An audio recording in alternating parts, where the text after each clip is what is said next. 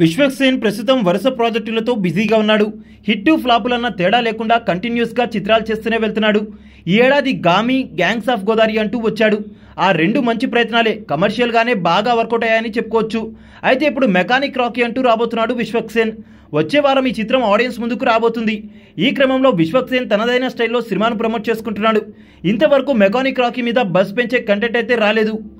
ఒక్క పాట కానీ, టీజర్ కానీ, ట్రైలర్ కానీ ఆడియన్స్లో రిజిస్టర్ కాలేదు.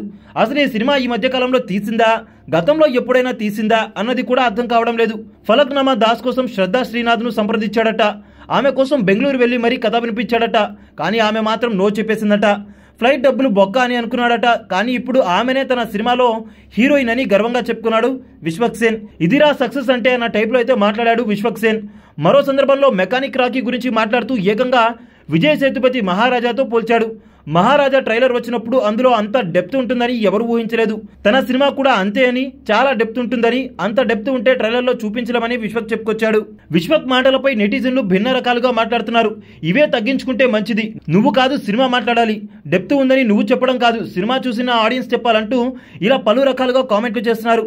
మరి మెకానిక్ రాకీ విశ్వక్సేన్ కు ఎలాంటి సక్సెస్ ను తీసుకొస్తుందో చూడాలి మరి.